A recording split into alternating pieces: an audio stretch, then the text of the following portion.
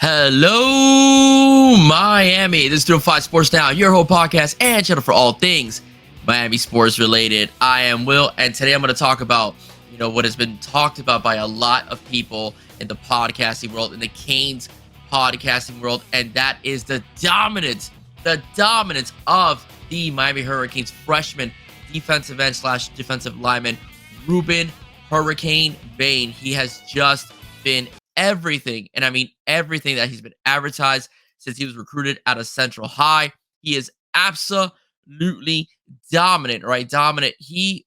We have talked about how he was underrated because he was a four-star recruit coming out of high school, and it was impossible that a guy that finished his career with 77 sacks in his career at Central High, a school that faces a lot of competition, faces some of the best offensive lines in the state of Florida, was not given a fifth star.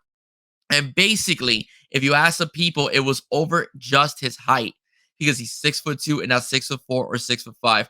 But Ruben Bain is every bit as advertised, as good as he is. Okay, well, like I mentioned earlier, he won states over,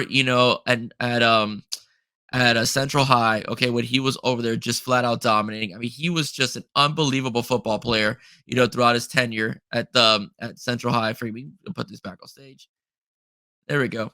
At over there at Central, he was just absolutely dominant. He was crushing it.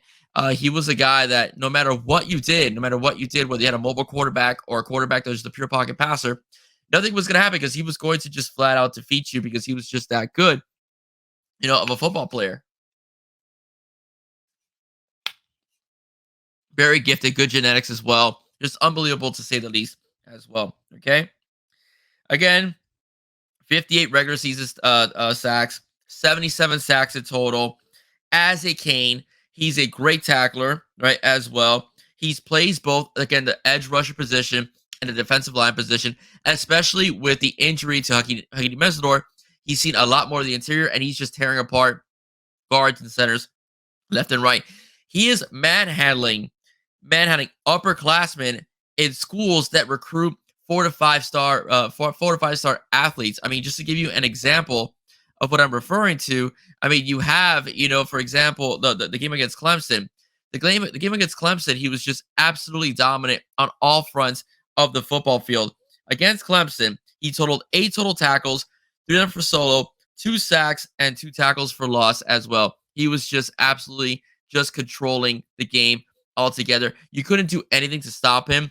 Double teams, single, didn't matter. He was annihilating whoever was in front of him. He was really determined. Then he goes off and plays Virginia and does the same thing against the Virginia Cavaliers, right? He's absolutely dominant that game as well, all right, with 7 total tackles, 3 solo tackles, 2 sacks, and 2.5 tackles for loss in that game. Again, no matter what you do, you game plan for this kid, and this kid just absolutely obliterates you altogether. So that's just how talented the University of Miami's defensive end group is really, really becoming.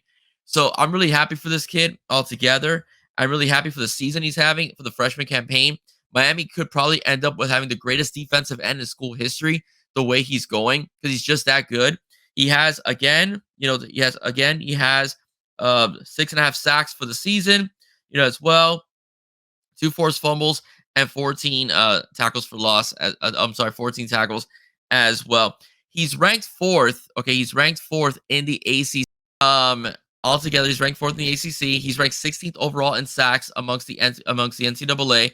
He's just really, again, just dominant as well. Great hands, a hard worker, a strong motor, as well. Just the kind of kid you also want, on your team because he also just comes to play, loves the game of football, extremely durable. Again, he's just a freshman. He's already taking double teams as well, and he's blowing by them, and he's just being successful. Not only is he good at taking on quarterbacks, he's also good at stopping the run.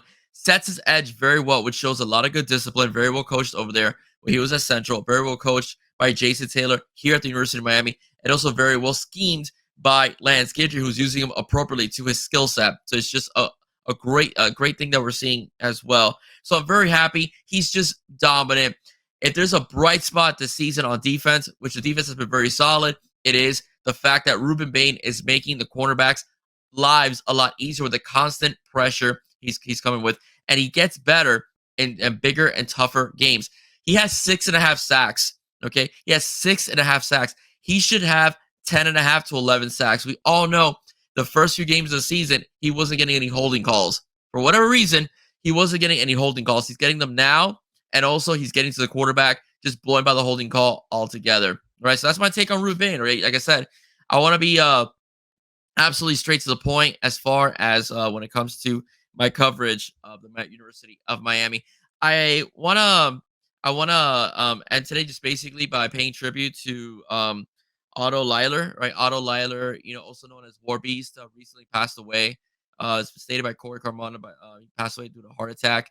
Um, I'm gonna be very frank with you. I just got to Twitter, and when I got to Twitter, he's one of the first that uh, started following me, was very participatory, in terms of my posts, very engaging with other podcasters as well here in the YouTube sphere, very knowledgeable of the game, a war veteran as well, a good man, a family man as well.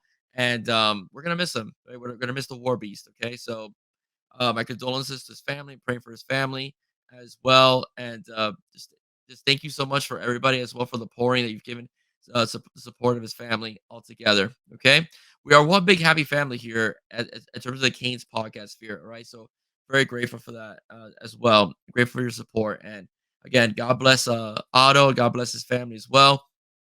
Very grateful. Ladies and gentlemen, I just want to give a quick announcement. I will be making some slight changes this upcoming January, but you will not know until January itself. Nothing major, but I think you will enjoy the changes that I've made. I also want to say that I will be giving you another Flip Watch episode this weekend. It will be airing Sunday morning. Yes, it will be airing Sunday morning. I will be giving you a new Flip Watch. Maybe you know who it is because there has been some rumors. A couple guys that are committed to different schools that may go Kane. I'll be doing one of them, right? Maybe not who you think, but I'll be doing one of them, right? Ladies and gentlemen, that's it for me. If you like what you heard, please do not forget to like, share, and subscribe to the 5 Sports Now. Once again, I will stay safe. God bless. See you soon. Go Canes. All about the you.